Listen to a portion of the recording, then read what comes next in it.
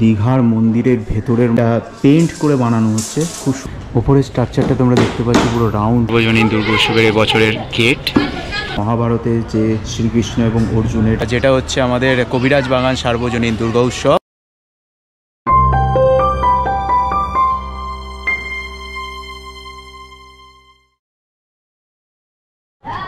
আজকে আমাদের ডেস্টিনেশন হচ্ছে উত্তর কলকাতার একটি খুবই জনপ্রিয় পুজো প্যান্ডেলের প্রস্তুতির ওপর, যেটা হচ্ছে আমাদের কবিরাজ বাগান সার্বজনীন দুর্গা উৎসব।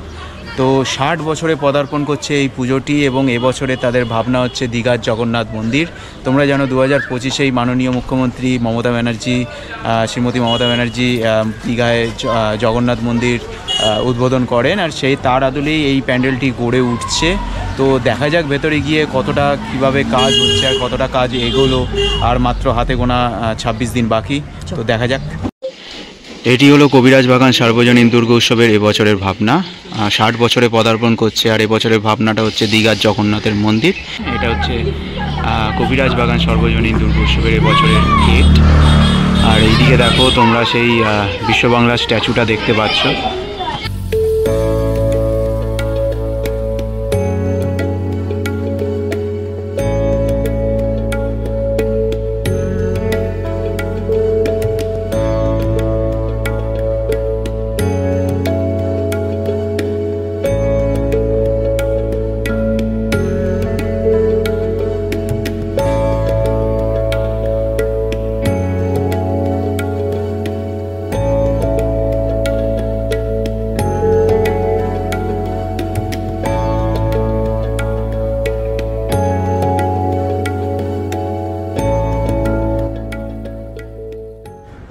উপরের স্ট্রাকচারটা তোমরা দেখতে পাচ্ছ পুরো রাউন্ড করে পুরো স্ট্রাকচারটা বানানো হচ্ছে, আর সাথে নিচে তোমরা দেখো 360 ডিগ্রি যদি তোমাদের ঘুরিয়ে দেখাই, 360 ডিগ্রিতে তোমরা দেখতে পাচ্ছ বিভিন্ন বিভিন্ন ছবি, যেগুলো হচ্ছে হাতে পেন্ট করা যেরকমটা আর কি দীঘার মন্দিরে আশা করি আছে, তো সেরকম হুবাহু তৈরি করার চেষ্টা করছে। আর এই জায়গাটা করে যে বেদিটা আছে, যে বেদিটা যেখানে মা অধিষ্ঠান করবেন সেই জায়গায়, তো সেই জায়গায় এই বেদিটা আছে।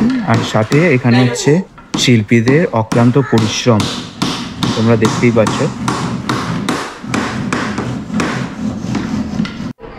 ভেতরের এই জায়গাটা তোমরা পোর্শনটা দেখতে পাচ্ছ, চারিদিকে প্লাই দিয়ে কাজ শুরু হয়ে গেছে, প্লাইয়ের কাজ অনেকটা এগিয়ে গেছে। আর এরকম ডিজাইনগুলো মন্দিরের যেরকম ওপরে স্ট্রাকচারে সারফেসগুলো থাকে সেরকম তোমার এগুলো করা হচ্ছে, ডিজাইনগুলো করা হচ্ছে, আর খুব নিখুঁতভাবে কাজগুলো করা হচ্ছে। আর আমি তো দীঘার মন্দিরে যাইনি, কিন্তু বলতে পারবো না, কিন্তু কাজটা আমার খুবই মানে সমসাময়িক লাগছে। আর এইখানে তোমরা দেখতে পাচ্ছ কিছু ডিজাইন বানানো হচ্ছে এই জায়গাটা করে দেখো, যেটা পেন্ট করে বানানো হচ্ছে খুব সুন্দরভাবে। আর এর আগে আমি এখানে এসেছিলাম আগের বছর, এখানে কবিরাজ বাগানে তোমার দক্ষিণেশ্বরের মন্দির সমেত পুরো হাওড়া ব্রিজটা করেছিল।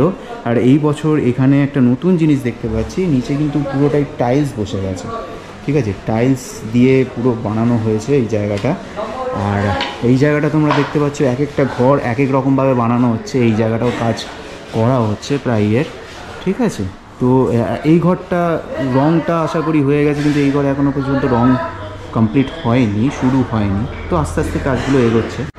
এই জায়গাটা একটা ছবি দেখো হাতে করে আঁকা হয়েছে, মহাভারতের যে শ্রীকৃষ্ণ এবং অর্জুনের যে ঘোড়ার যে রথ, সেই রথের ছবি। আর এখানেও শ্রীকৃষ্ণ যে গৌরাঙ্গ নিতাইয়ের ছবি, সেই গৌরাঙ্গ নিতাইয়ের ছবি এখানে ড্র করা হচ্ছে, পেন্ট করা হচ্ছে।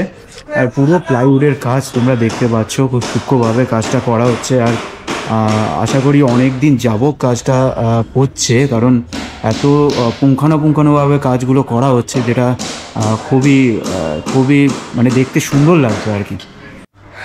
এই জায়গাটা দেখো কি সুন্দর একটা রাধা কৃষ্ণের সুন্দর ছবি এখানে পেন্ট করা হয়েছে, এখানে গৌরাঙ্গ নিতাইয়ের ছবি পেন্ট করা হয়েছে তোমরা দেখতে পাচ্ছ। তো আমরা দেখলাম ভেতরে গিয়ে কিভাবে শিল্পীরা কাজ করছে, অক্লান্ত পরিশ্রম করছে। আর ভেতরে গিয়ে যতটুকু বুঝলাম কাজ এখনও অনেকটাই বেশি পরিমাণে বাকি আছে। তো কিভাবে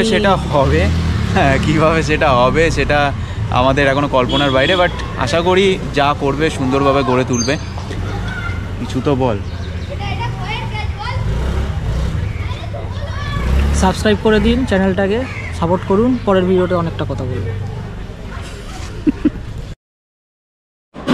এই জায়গাটা করে তোমরা দেখতে পাচ্ছ একটা সুন্দর মূর্তি তৈরি করা হচ্ছে, আর হয়েছে আশা করি। আর এখানেও একটা সুন্দর মূর্তি তৈরি করা রাখা আছে, আর এই দিকেও একটা সুন্দর মূর্তি।